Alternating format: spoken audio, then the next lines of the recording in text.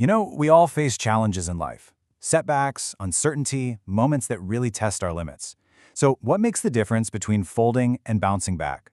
Today, we're going to dig into a really fascinating framework that offers a logical blueprint for building resilience. Okay, so first things first, let's get on the same page with what we're even talking about. Our source material gives a great three-part definition of resilience. First, it's the ability to look uncertainty in the eye without just freezing up. Second, it's being able to go through real hardship without falling into despair. And third, and this is so important, it's the capacity to actually recover and keep moving forward with purpose after you get knocked down. So yeah, that's the goal, isn't it? But that brings up the big question. Is resilience just something you're born with, or can you actually build it? Can it be developed on purpose? Well, the framework we're looking at today says yes, you absolutely can build it. And it points to an ancient tradition that offers a surprisingly logical system for doing just that. It's a system that works not just as an article of faith, but as a clear-headed way of thinking about our psychology. So the first big idea, the first pillar of this system, is a concept called Tawakkul. And you could think of it as a kind of profound trust, or even a mental protocol that's designed to go straight to the root of our anxiety. And what's so fascinating here is that this all starts with a core psychological observation, one that you actually see echoed in places like ancient Stoicism. Our anxiety skyrockets when we try to force control over things that are, well, fundamentally out of our control. So, what's the solution? Well, the logic is to get really clear about allocating responsibility. This slide breaks it down perfectly. On one side, you've got the human domain. That's our stuff. Our effort, our planning, the moral choices we make. That's our lane.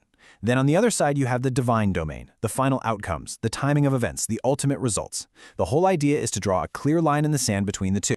And there's this incredible saying that just nails this idea perfectly. Tie your camel and then trust Allah. Now this is so crucial because it shows this is active trust, not passive laziness. It means you do everything you possibly can. You tie your camel securely, and then you let go of the anxiety over the final outcome, because that part was never in your hands to begin with. So, if you follow this logic, you land on a really powerful conclusion. Step 1, you own your effort 100%. Step 2, you deliberately release your grip on the outcome. And the result? The psychological weight just lifts off your shoulders. But, and this is the key, it doesn't reduce your drive to act. You're actually freed up to focus all your energy on what you can do. Okay, but what about the elephant in the room? That fear of failure, right? The one that can stop you in your tracks before you even start. Well, this system has an answer for that too. This is where Tawakkul totally reframes what failure even means. It's no longer this final judgment on your worth. Instead, an outcome that seems bad right now might actually be, as this verse suggests, something good for you in the long run. Maybe it's a course correction or a lesson you needed to learn. The effort itself has value, no matter the result. All right, so that's the first pillar. Now let's bring in the second piece of the puzzle, a cognitive tool called Tashakkur, which we can think of as gratitude. Let's see how it builds on everything we've just talked about. The thinking here kicks off with another sharp psychological insight. In fact, it's pretty much the foundation of modern therapies like cognitive behavioral therapy, or CBT. And the idea is this: events themselves are neutral. It's our interpretation of those events that creates our emotional reality. Hardship doesn't have to lead to despair. It's our story about the hardship that does. And this is a really important distinction. Tashakkur is not about slapping on a fake smile and pretending everything's okay. Not at all. Its real job is to prevent what our source calls totalizing negativity. You know that feeling, that downward spiral, where one bad thing happens and suddenly it feels like everything is ruined? So you can think of it like an active mental exercise, a deliberate cognitive shift.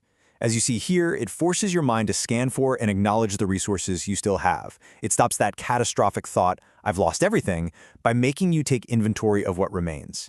It's literally a cognitive tool to block despair from taking hold. So why is blocking despair so critical for resilience? Well, because despair is the enemy of action, right? It makes you give up.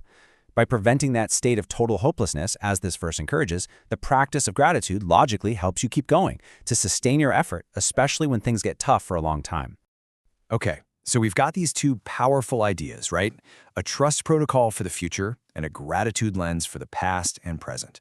So how do they lock together to create this complete system for resilience? This table just lays it out so clearly. You can see how they work in tandem. If you're wrestling with fear of the future, Tawakkul provides outcome trust. If you're stuck regretting the past, Tashakkur helps you reframe it in a meaningful way.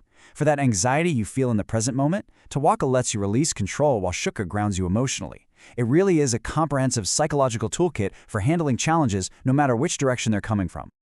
Okay, let's boil all of this down. What's the final, rational takeaway from this entire framework? So here's the final argument in a nutshell. To be truly resilient, you need a few key things: meaning, emotional control, and the energy to keep going. Tawakkul is the logical tool that manages fear of the future. Shukr is the logical tool that manages despair from the past and present. And maybe most importantly, both of these tools are grounded in a very realistic view of what it means to be human, not in denying reality. And that leaves us with this final question to chew on. Is this whole framework just a beautiful spiritual ideal? Or, as the source suggests, could it also be seen as a coherent, rational, and practical psychological blueprint that anyone can use to build real resilience in their own life? What do you think?